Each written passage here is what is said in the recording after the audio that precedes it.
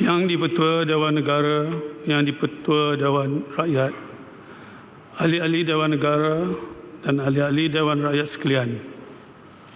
Alhamdulillah, bersyukur beta kehadrat Allah SWT kerana telah melimpahkan kurnia dan keizinannya kepada kita semua pada hari ini untuk bersama-sama dalam satu istiadat pembukaan penggal ketiga Parlimen ke-14. Lebih bermakna apabila istiadat ini berlangsung dalam bulan Ramadan, yakni bulan yang penuh keberkatan dan menjadi penghulu pada sekalian bulan. Istiadat pada pagi ini diadakan dalam suasana yang agak berbeza dari normal dan kelazimannya. Ketika ini, negara kita masih lagi dalam usaha memerangi penularan wabak COVID-19 yang telah mula-mula dikesan menjangkiti rakyat Malaysia pada awal bulan Februari yang lalu. Namun demikian, kita telah menghadapi dan menangani wabak ini dengan bersatu padu sebagai sebuah bangsa Malaysia yang kuat, cekal dan berdisiplin. Dalam saat getir ini, petugas barisan hadapan negara terutamanya Perkhidmatan Kesihatan, Angkatan Tentera Malaysia, Polis Diraja Malaysia, Jabatan Bomba dan Penyelamat Malaysia, Jabatan Imigresen Malaysia, Agensi Pengurusan Bencana Negara, Angkatan Pertahanan Awam Malaysia, Jabatan Sukarelawan Malaysia dan lain-lain agensi yang turut terlibat telah tampil dengan penuh dedikasi yang tinggi menghadapi serangan wabak ini. Pengorbanan mereka tidak pernah mengenal erti penat maupun takut, hinggakan nyawa dan keselamatan diri sendiri menjadi taruhan demi menjaga kemaslahatan dan kepentingan orang ramai. Justru sebagai tanda penghargaan negara, marilah bersama-sama dengan beta untuk berdiri dan memberikan tepukan yang gemuruh kepada semua wira dan wirawati petugas barisan hadapan negara.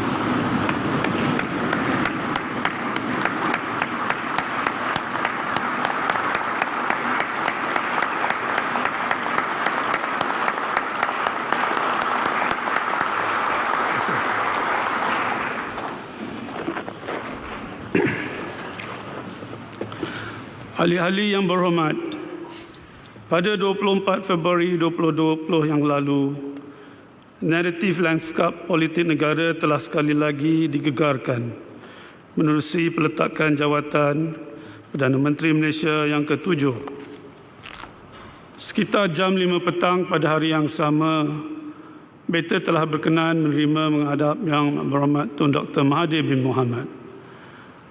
Dalam pertemuan tersebut, beta telah meminta Yang Berhormat Tun Dr. Mahathir bin Mohamad supaya tidak meletak jawatan, namun beliau tetap dengan keputusannya. Beta dengan hati yang sedih terpaksa akur dan menghormati keputusan beliau. Oleh yang demikian, beta bertanggungjawab untuk melantik seorang Perdana Menteri yang baru seperti mana yang dikehendaki oleh Perlembagaan Persekutuan. Perkara 43 yang memberi kuasa budi bicara kepada beta untuk melantik seorang ahli Dewan Rakyat yang pada hemat beta mendapat kepercayaan majoriti ahli-ahli Dewan Rakyat. Lantaran itu, pada 25-26 Februari, beta telah mengadakan sesi pertemuan dengan ahli-ahli Dewan Rakyat untuk menilai sendiri sokongan kepercayaan mereka. Dan seterusnya pada 29 Februari, beta telah menitahkan semua parti-parti politik yang mempunyai wakil dalam Dewan Rakyat untuk mencalonkan nama seorang ahli Dewan Rakyat sebagai bakal Perdana Menteri. Atas permintaan beberapa ketua parti politik, beta telah berkenan pula untuk melanjutkan tempoh masa bagi parti-parti politik mengemukakan pencalonan mereka agar masa yang cukup diberikan dalam mereka membuat perhitungan secara demokrasi.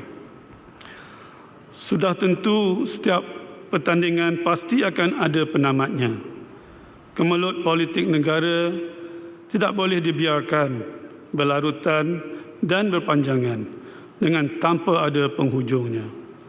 Lantaran itu, setelah melalui semua proses tersebut dan selaras dengan perlembagaan persekutuan, beta telah mendapati Yang Amat Berhormat Tan Sri Muhyiddin bin Yassin telah mendapat kepercayaan majoriti ahli-ahli Dewan Rakyat dan demikian selayaknya dilantik sebagai Perdana Menteri ke-8. Sesungguhnya, beta telah menggalas amanah dengan telus dan seadil-adilnya, selaras dengan konsep raja berperlembagaan dan demokrasi berparlimen yang menjadi tunjang amalan negara kita. Pada masa yang sama, beta juga menghargai kematangan dan kerjasama semua ahli-ahli yang berhormat dan rakyat jelata yang telah memainkan peranan dengan penuh berhemah dan beretika sehingga membolehkan beta menggalas amanah ini. Pada kerajaan beta di bawah kepimpinan Memanda Perdana Menteri Yang Amat Berhormat Tan Sri Muhyiddin bin Haji Yassin, beta menaruh keyakinan bahawa usaha-usaha membawa negara ke terus mendaki pesada kejayaan yang lebih tinggi akan menjadi kenyataan, insya-Allah. Dan nasihat beta, laksanakanlah amanah ini dengan jujur dan penuh tanggungjawab, serta jangan sekali-kali mengabaikan kesejahteraan rakyat jelata. Ahli-ahli yang berhormat, sesungguhnya negara kita sedang berhadapan dengan cabaran dari pelbagai sudut dan yang terbaru penularan wabak COVID-19. Semua cabaran ini telah memberi kesan kepada Malaysia yang mengamalkan ekonomi terbuka. Beta keyakinan kerajaan beta akan terus berusaha mengurangkan kesan buruk pada rakyat dan negara. Kedatangan wabak virus COVID-19 yang melanda dunia dan negara telah turut memberi kesan kepada ekonomi serta kesihatan dan kehidupan rakyat jelata. Belum pernah negara berhadapan dengan wabak yang sebegini serius sebelum ini. Dalam menghadapi wabak ini, kerajaan beta berperanan dalam menjamin kesejahteraan dan keselamatan rakyat jelata. Ini termasuk pelaksanaan perintah kawalan pergerakan dan membantu membawa pulang rakyat Malaysia yang terperangkap di luar negara. Beta juga memahami banyak industri dan perniagaan terjejas akibat wabak ini. Namun, beta menyeru kepada para majikan untuk tidak membuang pekerja dengan sewenang-wenangnya. Semua pihak hendaklah bersedia melakukan pengorbanan dan berusaha menyelamatkan ekonomi negara. Kerajaan beta juga wajar mencari pendekatan dalam membantu syarikat dan perniagaan yang terkesan buruk. Beta berharap inisiatif yang diambil oleh Majlis Tindakan Ekonomi termasuk pakej rangsangan ekonomi prihatin rakyat yang berjumlah 260 bilion ringgit bagi melindungi kebajikan rakyat dan ekonomi negara akan segera dirasai impaknya. Pakej tersebut adalah suatu yang amat besar dan luar biasa. Justru ia perlu disokong sepenuhnya oleh semua pihak. Beta yakin dengan kerjasama dan kesepakatan yang jitu, cabaran yang kita hadapi ini akan dapat kita tangani bersama, insya-Allah. Ahli-ahli yang berhormat, di sebalik usaha-usaha kerajaan, beta juga berasa bimbang melihat polarisasi kaum yang masih wujud ketika ini. Pada hemat beta, sebarang bentuk tindakan provokasi dan fahaman serta nilai bertentangan dengan norma, adat dan undang-undang perlu dibendung sebelum ia merebak dan menjadi barah kepada kestabilan negara.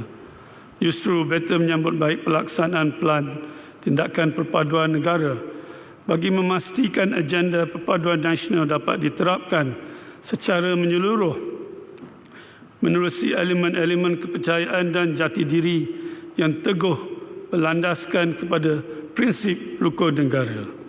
Kedudukan Islam sebagai agama persekutuan seperti yang termaktub dalam Perlembagaan Persekutuan akan terus dipertahankan. Beta mahu kerajaan mewujudkan pentadbiran agama Islam seperti yang dituntut dan selaras dengan ajaran Islam yang syumul serta dipacu oleh prinsip maqasid syariah.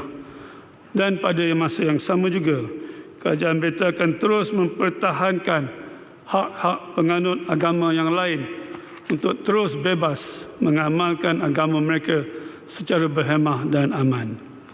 Dan menyentuh aspek keselamatan negara, Beta berharap kerangka strategi dan dasar pertahanan masa hadapan negara perlu mengambil kira kepentingan diplomasi pertahanan.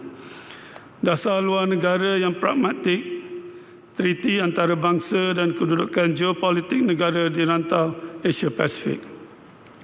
Peningkatan aktiviti ketenteraan kuasa-kuasa besar dunia di Laut Cina Selatan muktahir ini wajar diberikan perhatian. Oleh kerana itu, Malaysia hendaklah sentiasa peka kepada domain maritim negara di samping terus merangka strategi untuk mendukung aspirasi geopolitik negara. Dan pada masa yang sama, tahap keselamatan dalam negara hendaklah terus ditingkatkan, terutamanya dalam menangani pelbagai jenayah, penyalahgunaan dadah, penyeludupan dan juga perdagangan manusia ataupun human trafficking. Selain itu, kerajaan Beta hendaklah juga merangka pendekatan yang komprehensif dalam menangani kemasukan pendatang asing tanpa izin yang boleh menimbulkan pelbagai masalah dari aspek ekonomi, sosial dan keselamatan negara. Sempadan negara yang terbuka luas perlu terus diperkukuhkan dalam usaha mengekang laluan rentas sempadan pendatang asing tanpa izin. Ahli-ahli yang berhormat, kerajaan Beta akan terus melaksanakan pelbagai program dan inisiatif bagi merancangkan ekonomi untuk meningkatkan pendapatan dan kesejahteraan rakyat. Ke arah ini, Wawasan Kemakmuran Bersama 2030 akan menjadi pencetus kepada hala tuju baharu pembangunan negara.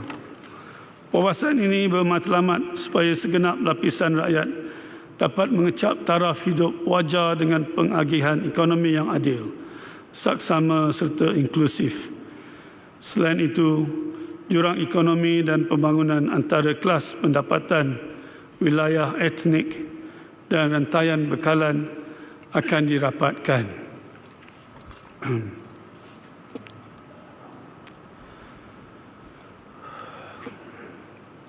Rancangan Malaysia ke-12 yang akan dibentangkan di Dewan Yang Mulia ini adalah merupakan fasa pertama Wawasan Kemakmuran Bersama 2030.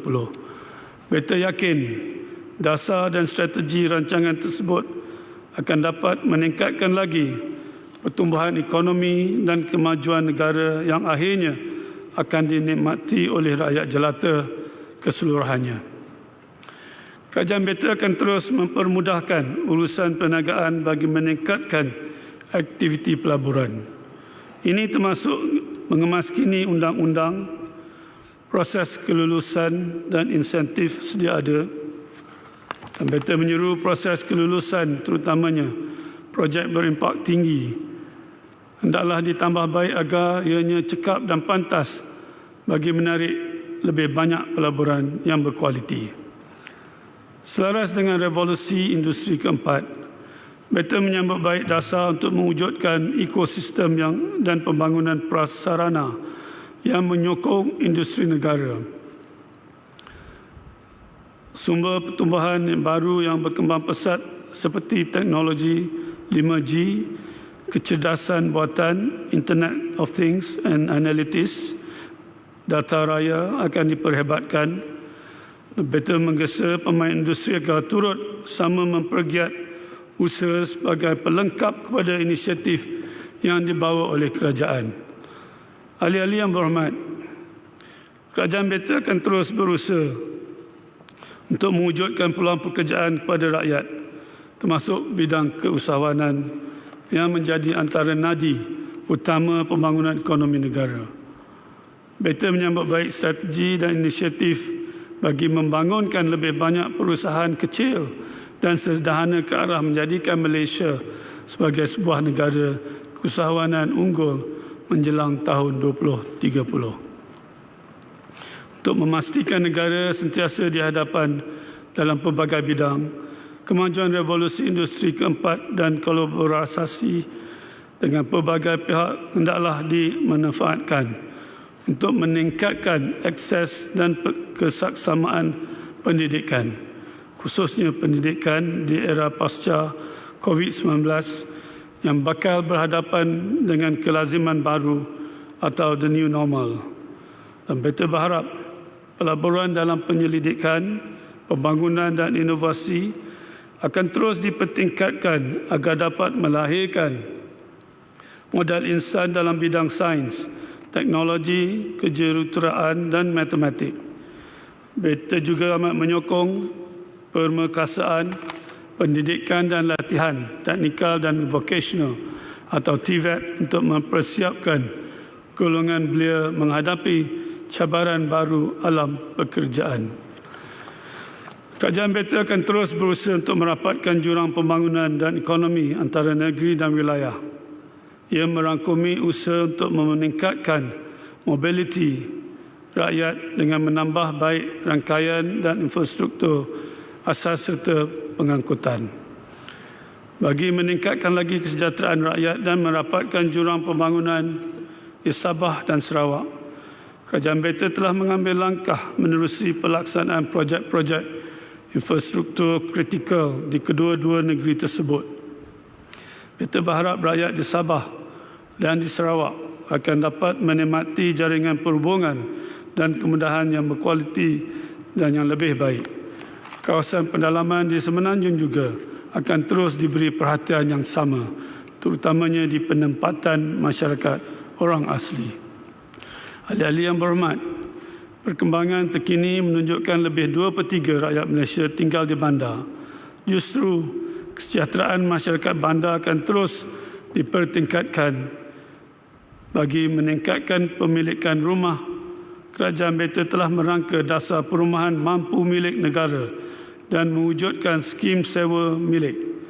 Dan melalui inisiatif tersebut diharap lebih ramai golongan B40 dan M40 serta golongan belia yang berkelayakan dapat memiliki kediaman sendiri.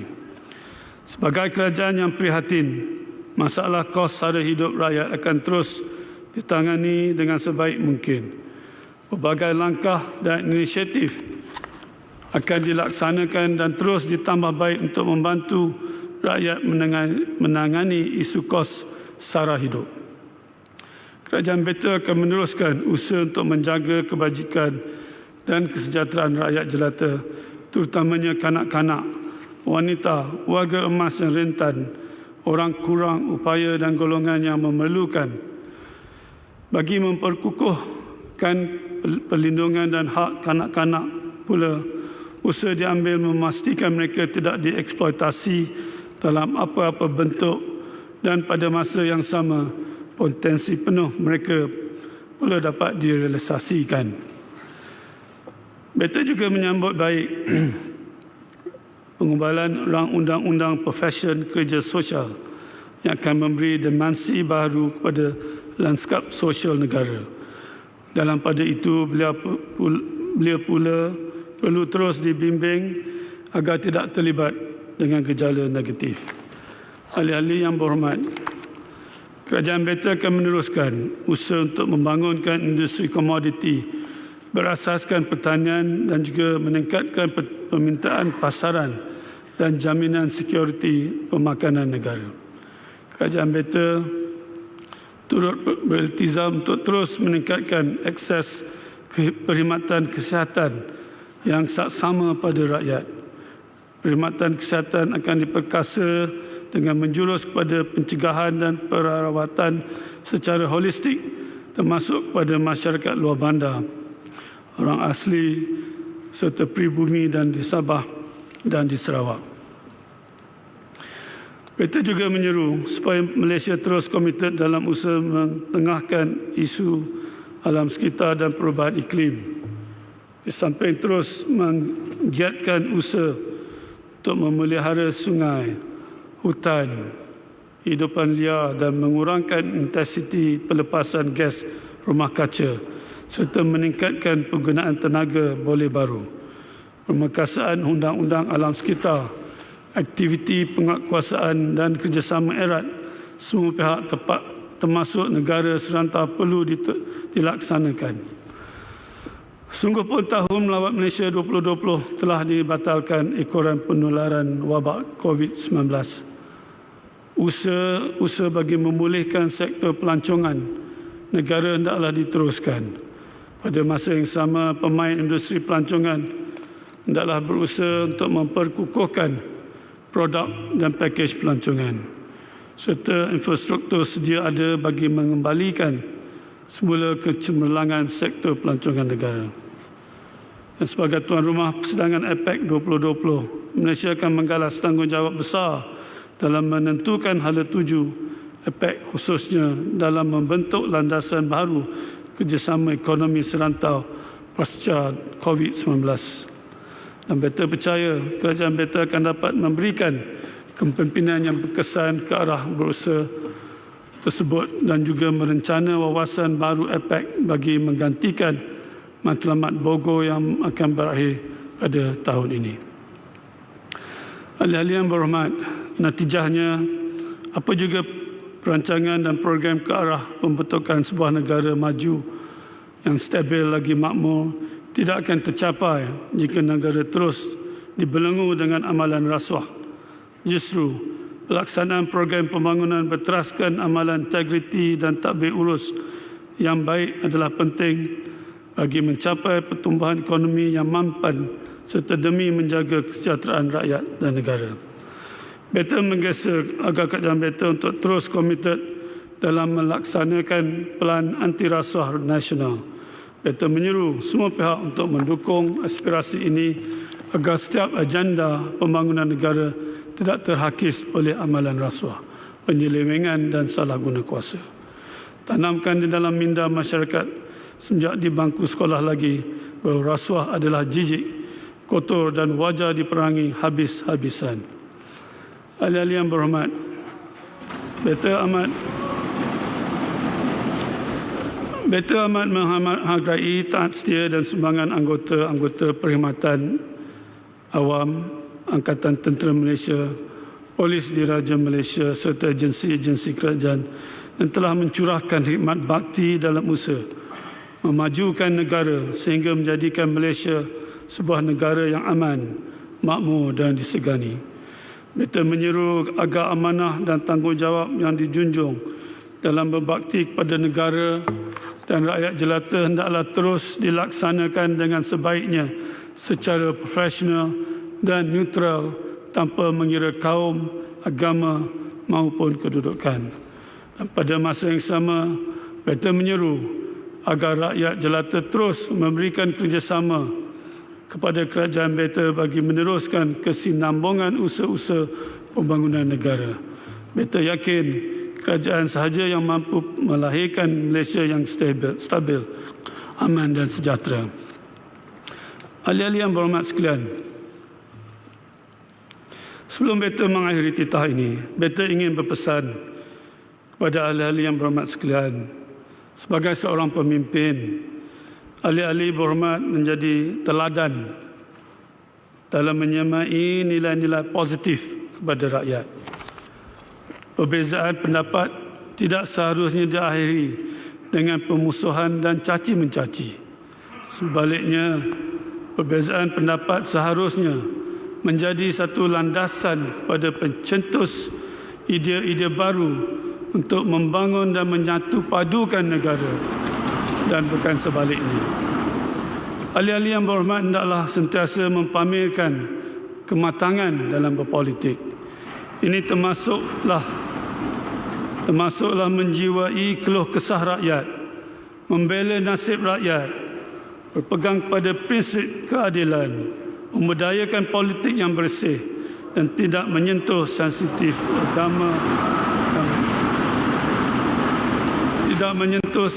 agama dan bangsa maupun kedaulatan serta kedudukan Raja-Raja Melayu.